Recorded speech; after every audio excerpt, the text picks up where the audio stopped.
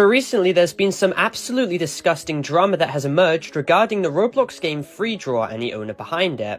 Essentially, it has been revealed that the owner of the game, Nicole, has a new policy for her game, allowing reformed to be allowed back, stating that can simply just change, with Nicole even boasting about being friends with Kaneko Kitten still, who Nappy when he was 17, and also with another even younger, with Nicole stating that Kaneko Kitten's cancellation was BS. Nicole's partner Jasper is also an age player and who followed accounts on Blue Sky and is an equally morally questionable person. So if you guys all agree that this behavior needs to be called out, then make sure to leave a like and subscribe so this video can be pushed out to more people, and let's get into it.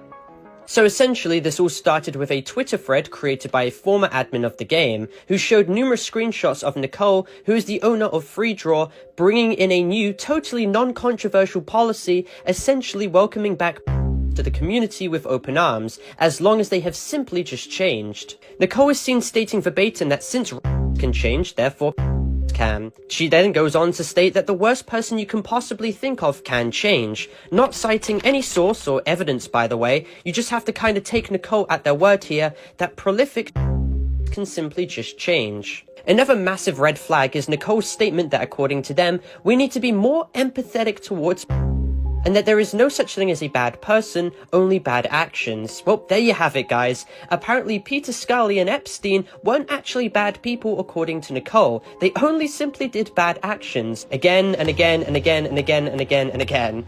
And if Nicole had it their way, they'd probably unban notorious Jeffrey Epstein and allow them into their game. Nicole was even asked by someone if a prolific named Naka could be allowed back in a game and if they could change, and Nicole is seen stating they don't know who the they are, with the person stating that they're and Nicole is immediately seen stating, well, yeah, anyone can change. Nicole essentially doesn't even look into the situation regarding Naka or the details regarding their actions, nor does Nicole even reach out to the victims who were personally affected.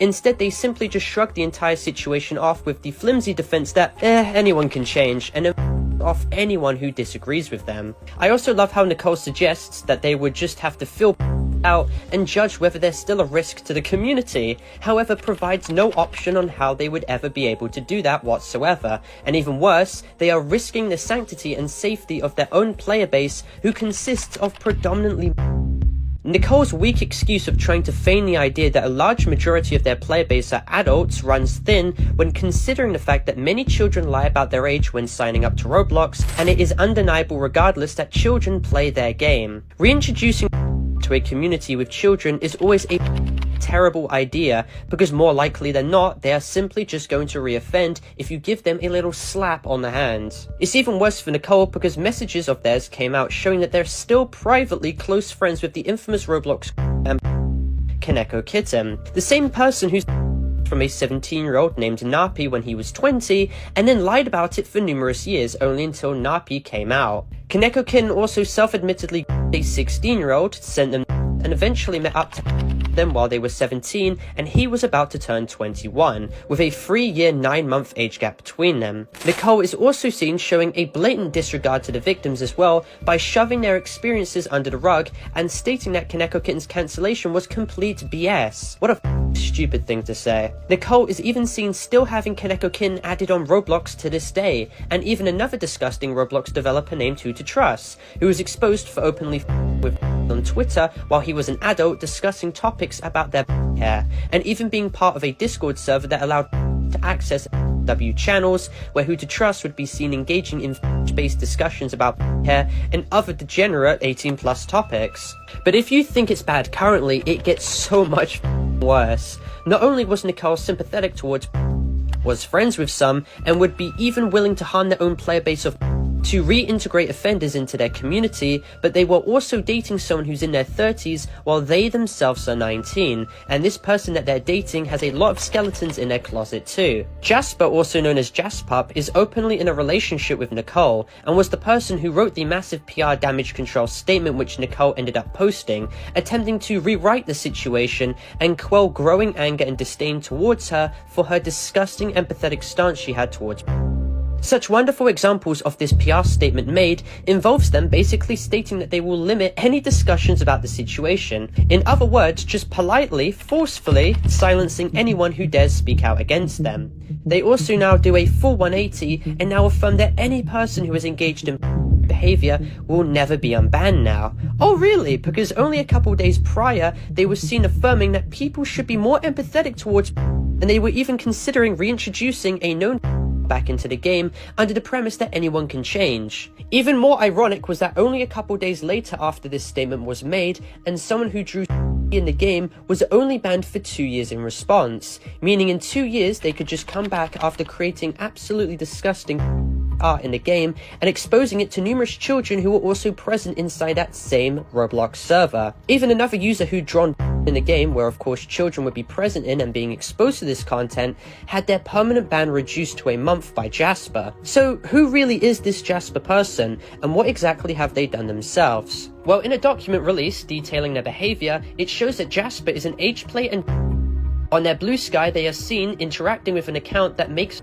content, which will be color-coded as yellow. And for those of you who don't know what art is, it is essentially art depicting characters. The account in specific, which Jasper is seen following, named Yellow, is seen making absolutely horrific content. Such content depicting characters in which I heavily advise no one watching this video to actively go out and seek. Instead, if you ever see this kind of content, report it when necessary, because it is inherently.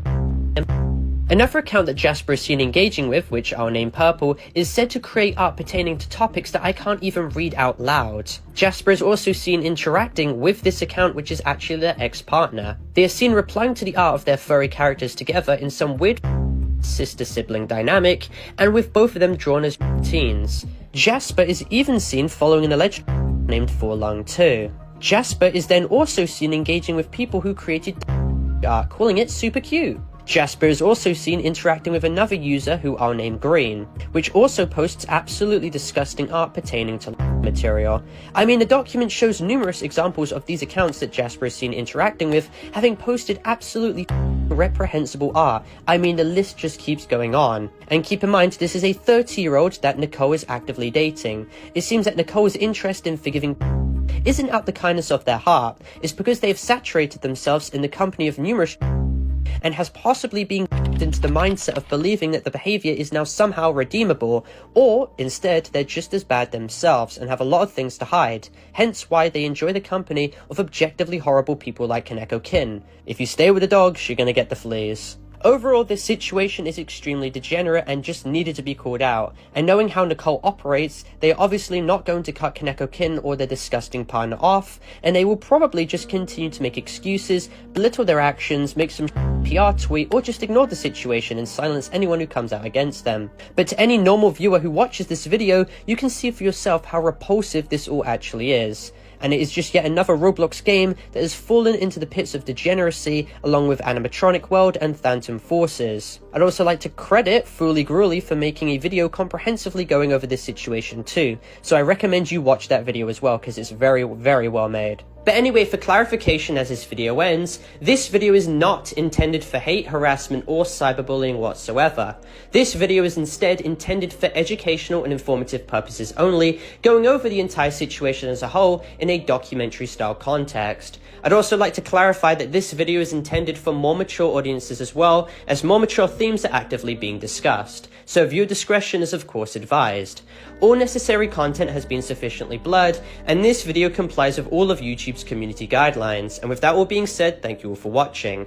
Make sure to leave a like and subscribe if you're new, and comment your opinions down below about this situation, and join my Discord server to contact me if you wish or to get any updates. My Discord server is discord.gg/Parlo. And with that being said, thank you all for watching, and I'll see you all in my next video. Goodbye.